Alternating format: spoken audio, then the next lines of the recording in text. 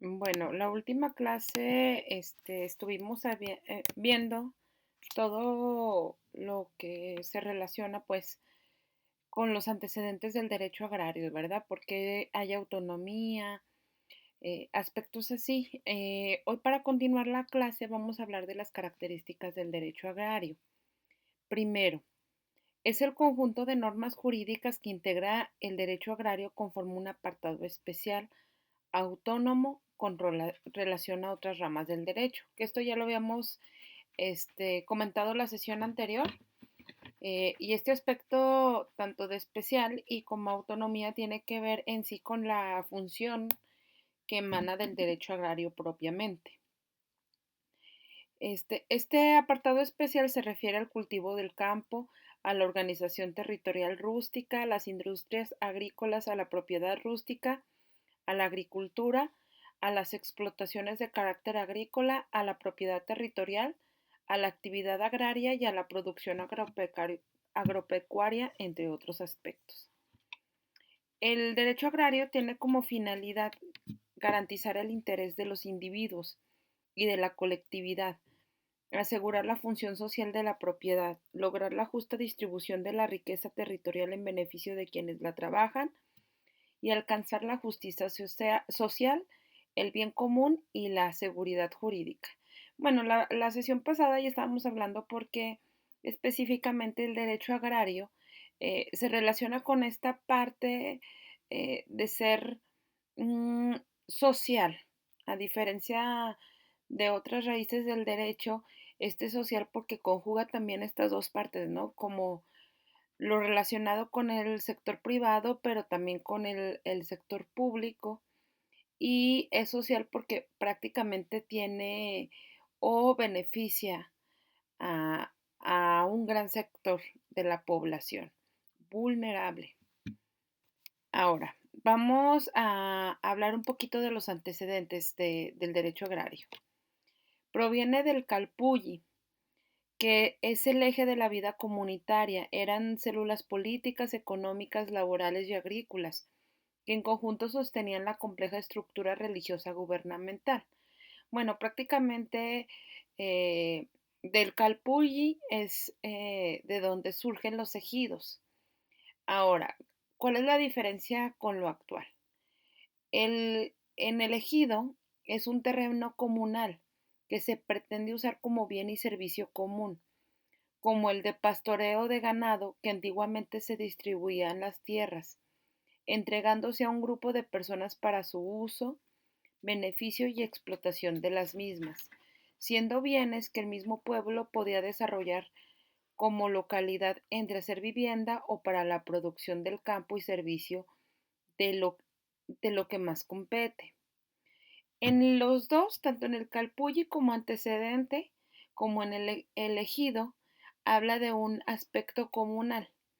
Una por su parte, tenía un poder un poquito más amplio, porque prácticamente el Calpulli tenía que ver con todo lo que se conocía en ese entonces como Estado, ya que era un clan azteca formado por un conjunto de familias con ascendencia común que poseía tierras comunales, un gobierno interno y una escuela de formación para guerreros jóvenes. Ahora, acá en el ejido, eh, a lo mejor no tiene ese nivel de preponderancia, pero sin embargo, eh, de cierta manera sí, ¿no? ¿Por qué? Porque, porque bueno, al final, eh, las funciones o las actividades de propiedad primaria surgen a través del ejido. O sea, ¿quién puede decir que no vive del campo? O sea, la realidad es que todo mundo, independientemente del nivel de dependencia que tengamos, vivimos por el campo y para el campo y de ese mismo nos beneficiamos. Las aguas de dónde vienen, los minerales, inclusive el mismo petróleo que lo vemos en todos lados, ¿no? De ese aspecto de explotación y ni hablamos de aspectos que tienen que ver con, con con materias primas tanto de origen vegetal como de origen animal. Entonces, bueno, ese es prácticamente lo que tiene que ver con los antecedentes. Vamos a profundizar un poquito más respecto a ellos. El calpulli, ¿cuáles eran sus características? Primero, era compuesto por familias o personas que creían descender de un mismo antepasado, quien generalmente era un ser mitológico y tenía como función diferentes actividades. Eh, Era considerado como una de las clases altas de la sociedad y también era común encontrar varios calpullis unidos en barrios y solían estar especializados en alguna actividad artesanal o profesional. Bueno, si nos fijamos, el aspecto del calpulli sí tenía, eh, bueno, aparte de ser esa figura de Estado, sí había una fragmentación en cuanto a las actividades que desenvolvía cada calpulli. Pero bueno, pero eran muy importantes, ¿verdad? Porque bueno, recordemos que cuando empieza la explotación, eh, todo surge a través de las actividades primarias. Entonces, bueno, ahí sí era importante, por ejemplo, el sembradío de maíz, el sembradío o, bueno, la recolección de lo que tiene que ver con el cacao. Entonces, sí se visualizaba diferente, porque, bueno, principalmente estos dos productos, em, digamos, tenían ese aspecto que les generaba un, una riqueza o un poder adquisitivo, porque este era considerado como el actual papel moneda, ¿verdad? Bueno, también el Calpulli en la gran ciudad de Tenochtitlan se conformaba por 4 divisiones o barrios, o campos: Atzacualco, Teopan, Mayotla, Cuepopan, los cuales integraban por hasta 5 calpullis, formando un total de 20 para toda la ciudad. Estos calpulli a su vez se dividían en calles o tlaxilacalli. Bueno, prácticamente nos habla de la conformación, ¿verdad? De ellos. El significado etimológico de la palabra calpulli es casa grande y era considerada una unidad de organización debajo del nivel ciudad-estado. El calpulli también era considerado como una unidad religiosa y militar. Sus integrantes seguían a un mismo dios en templos construidos dentro de sus tierras y recibían entrenamiento militar en el Tepolcalli o escuelas de guerreros que cada calpulli tenía. La figura jerárquica más alta en el calpulli era el calpullec, quien gozaba de puestos vitalicios dentro de la familia. Hacia la función de juez en los litigios menores, representaba al capulli en el Consejo Azteca, dirigía la educación de infantes y tenía la facultad de repartir las tierras entre las familias de acuerdo al número de componentes, sí, de componentes o de integrantes, ¿verdad? Bueno, prácticamente estas características nos hablan sobre la conformación del calpulli y la importancia que tenía. En la diapositiva anterior, pues vemos la diferencia entre una respecto a la otra. Ahora, por su parte, el ejido proviene del vocablo latino exitus, que significa salida, lo que está a la salida de un lugar o lindero. Campo común de todos los vecinos de un pueblo lindante de él. Eh, También nos dice que es una superficie de terreno que servía para el esparcimiento de los moradores del poblado contiguo a él, así como un lugar que pastaba el ganado. Eh, y las tierras dadas a un núcleo de población agrícola que tenga por lo menos 6 meses fundadas para que explote directamente con las limitaciones y las modalidades que la ley señala, siendo en principio inalienable, inembargable, intransmisible, imprescriptible e indivisible. Aquí estamos hablando aguas de un núcleo de población, es decir, Ya está hablando de todo el ejido como tal, no de la propiedad que le corresponde a cada ejidatario. Ahora, el núcleo de población conformada por el conjunto de tierras, bosques y aguas de una dotación, así como el grupo de personas titulares del derecho agrario. Bueno, aquí ya nos está hablando de qué manera se conforma, ¿verdad? ¿Cuáles son los caracteres que perfilan al derecho agrario como una rama jurídica autónoma? Uno, primero por su naturaleza, porque lo configura un derecho tuitivo en el que se manifiesta de modo notable la tendencia a defender y proteger tanto del factor natural como el humano dentro del ámbito rural. Eh, bueno, es decir, que nada más propiamente la misma materia en la que está configurada el derecho agrario, eh, automáticamente le genera esa autonomía, porque no hay ningún otro aspecto que no se incursione dentro de esto. Ya definimos lo que era el derecho agrario y el alcance que tiene, ¿verdad? Es decir, que su naturaleza y su finalidad propiamente ya de ahí surge ese aspecto autónomo. Es decir, que no depende de ninguna otra rama del derecho agrario. Ahora, los intereses que protege en el orden económico-social responden a fines concretos y de índole peculiar determinados por el ciclo biológico característico de la producción agropecuaria. Bueno, aquí prácticamente nada más nos está hablando de que todo tiene un proceso y ese proceso cumple una finalidad y hasta ahí termina o responde ese orden económico-social. Cuando se menciona el aspecto de peculiaridad de sus normas, que al regular la actividad agraria deben responder y garantizar a un tipo definido de producción en el que interviene la acción humana de manera conjunta y estrechamente relacionadas. Y finalmente, el aspecto publicístico del derecho, que asume en esta rama jurídica un papel importante, no solo porque la producción agropecuaria es de interés público, sino porque la misma incide en la alimentación del pueblo y el abastecimiento de materias primas, fundamentalmente tanto para el comercio como para la industria. Bueno, aquí ya está hablando de cómo se compagina todo el proceso de producción, ¿verdad? Y las etapas en las que se desenvuelve, desde aquella que tiene que ver con la producción, distribución, el consumo, bueno, el intercambio y el consumo de materias primas.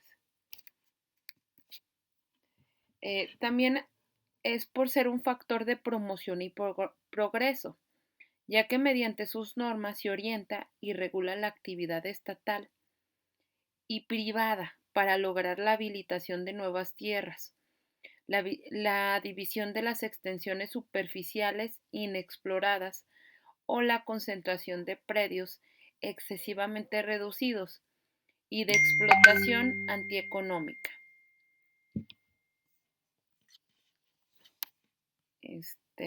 Bueno, y ustedes ya están viendo mis WhatsApps, déjenos quito. Bueno, volviendo al tema de la autonomía. También es por contener normas que se explican a un ámbito determinado por razón del destino específico que se da a las tierras productivas o con actitud productivas ubicadas fuera de los centros urbanos. Bueno, y también por presentar influencias regionales definidas, por cuanto a las costumbres locales desempeñan un papel en la aplicación de sus normas. Es decir, que no nada más interviene en sí propiamente lo que tiene que ver con el derecho agrario, que está normatizado, por así decirlo. Efectivamente, el papel de las costumbres sí tiene una gran preponderancia. ¿En qué sentido lo menciono? En el sentido de que, digamos, de cierta manera, no va a ser lo mismo las costumbres que se determinan en una región o en regiones como las oaxaqueñas a las que normalmente consideramos aquí en el estado de Zacatecas. Entonces, en ese sentido, el aspecto de costumbres sí generan parte de esa normativa. Bueno, también es por hallarse profundamente influenciada por la economía, la sociología y la política, debido a que la producción agropecuaria y la modalidad de vida rural están estrechamente vinculados entre sí, perfilándose con rasgos muy peculiares, tanto en aspecto social como en el económico. Es decir, que prácticamente el aspecto autónomo también tiene que ver con eso, ¿verdad? O sea, es una parte estructural que también, digamos, va a relacionarse con la economía de un país, con el aspecto político en las decisiones que se van a tomar como estrategias para políticas públicas y en el aspecto sociológico para ver el alcance que tiene una región respecto a la otra. Bueno, posteriormente es ser de índole existencial, no de naturaleza abstracta y genérica, por cuando sus normas se aplican a relaciones entre sujetos, cuyos intereses se caracterizan por ser concretos y referidos siempre a personas y bienes vinculados con la producción. Y finalmente, por ser un instrumento de liberación y de desarrollo en general dentro del ámbito rural. Y bueno, cuando hablamos del aspecto de autonomía sociológica, prácticamente nos concentramos al hecho de que la familia del campo, bueno, en su gran mayoría es de índole indígena. Es decir, ya tienen una particularidad que todavía les genera más vulnerabilidad. Y también está pegada a su lugar de origen por las leyes agrarias que empezaron a beneficiarlas ahí y aún las leyes actuales procuraron estructurar el ejido de acuerdo con la ideología de estas familias y reflejar en él algunas características del calpulli. Bueno, también por la importancia desde el punto de vista estadístico de que la mitad de nuestra población total es campesina, la cual hace necesaria estructurar las leyes que rijan a este sector de manera especial y autónoma. Si ustedes se fijan, muchos de los apoyos gubernamentales van direccionados específicamente a este grupo, ¿verdad? Poblacional. Bueno, como lo dice la definición, es también por el gran alcance que tiene dentro de la estructura poblacional actual. Bueno, C. El que la mayoría de las actividades agrícolas en México estén en manos del indio, lo que a partir de la reforma agraria constituye una condición sociológica determinante de los aspectos fundamentales del derecho agrario.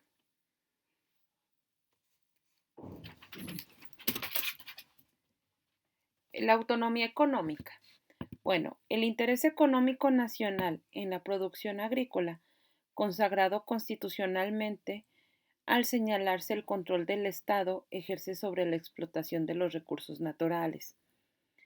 Bueno, aquí ya veíamos, ¿verdad?, cómo dentro de un proceso de producción, a lo mejor de determinados bienes, vienen determinados, vaya la redundancia, por la materia prima que surgen del campo. Bueno, también tiene que ver con la prioridad del interés social en la actividad agrícola sobre otras actividades económicas, porque esta es base de la vida humana. Es decir, un pueblo no puede vivir sin los productos de la tierra. Y C. La transformación radical que ha venido siendo objeto de nuestra economía agrícola a partir de la reforma agraria, tomando en cuenta la redistribución de la tierra y las frecuentes limitaciones técnicas y financieras de los agricultores, obligado al Estado a intervenir directa y constantemente en estos aspectos, en la organización de los ejidos. Es decir, que prácticamente este aspecto de la economía agrícola, eh, bueno, ha tenido tanto alcance, sobre todo previo a la década de los 80, yo se los comentaba la sesión pasada, por, por la importancia que tenía en ese momento. Y bueno, a pesar de que ahorita se ha descuidado, sigue siendo muy importante y tan así que las nuevas reformas quieren darle un poco más de vida al sector agrícola, ¿verdad? Dando determinado tipo de incentivos y de apoyo que hasta cierto punto se ha descuidado. Bueno, por ejemplo, vemos el programa de Procampo, que efectivamente tiene que tener una transformación. Una transformación en el sentido de que, eh, bueno, se usaba el recurso para otros aspectos que no tenían que ver con mejorar la, bueno, más bien las personas que recibían el recurso no buscaban la manera de mejorar sus condiciones, sino que se quedaban en esa misma estructura. Y bueno, hasta cierto punto es lógico porque ha sido tan precario la situación del campo mexicano que eso ha dificultado las situaciones, ¿verdad? Bueno, las fuentes formales del derecho agrario. Esta sí la voy a incrementar porque no se ve tanto. Pero bueno, aquí hablamos de la legislación. ¿Por qué? Porque es un proceso realizado por la autoridad políticamente autorizada para formar normas vigentes mediante el que se obtiene la ley con sus características típicas y con su validez formal extrínseca, y que comprenden también una serie de actas administrativas, reglamentos y circulares que derivan de un proceso materialmente normativo realizado por el Poder Ejecutivo. La costumbre. Las costumbres no pueden considerarse como una fuente directa del derecho agrario, en virtud del principio general que establece que contra la observancia de las leyes no puede admitirse práctica o costumbre en contrario. Sin embargo, en las leyes agrarias vigentes del país encontramos casos en que la misma ley remite a la costumbre del lugar. En estos casos de excepción precisa, la costumbre no es una fuente directa del derecho agrario, sino indirectamente por la aplicación de la ley. Al respecto agrega que las leyes agrarias en general son leyes nacidas de la costumbre y que la tendencia de las leyes agrarias es la de respetar las costumbres, recogerlas y expresarlas en normas positivas. Bueno, claro ejemplo ahí está el calpulli, ¿verdad? Que si bien hay una diferenciación en cuanto a la situación en el aspecto de poder político que tenía en ese momento, a la actual, bueno, la realidad es que sigue siendo un objeto social y que surge de esa realidad que nos heredaron nuestros antepasados, por una parte. Ahora, ¿qué otro ejemplo de costumbre podemos hablar? Y que un poquito, eh, digamos, se salta de la legislación y que por lo tanto también de la jurisprudencia. Eh, Hay ciertos poblados específicos que tienen eh, costumbres específicas de realizar actos. De manera directa parece que no hubiera, pero a la hora de la ejecución de determinados aspectos sí cambia esa situación en particular. ¿A qué me refiero con eso? Por ejemplo, en materia de derechos de las personas, también la misma Constitución nos dice que tenemos que respetar las costumbres del lugar, ¿verdad? Pero cuando hablamos de derechos de las personas, vemos que los roles o actividades que realizan mujeres y hombres son totalmente diferenciadas y que esos también tienen que ver con el aspecto de propiedad que se le da a la figura femenina. O sea, pareciese que no tiene que ver con un aspecto de costumbre, pero cae en una digamos, contradicción, porque dice que respetemos costumbres, pero van contra una fuente formal eh, y una fuente inclusive de índole internacional, ¿verdad? Porque el Estado mexicano ha firmado acuerdos y tratados internacionales. Ahora, también aquí ya nos estamos hablando de región, pero ¿qué pasa con los tratados y acuerdos internacionales, como el Tratado de Libre Comercio? Entonces, digamos, va sufriendo una transformación que, bueno, hasta cierto punto a la manera de legislar o sobre todo de impartir justicia, habría que checar como todos los antecedentes para visualizar la manera en la que se defendería un caso concreto, ¿verdad?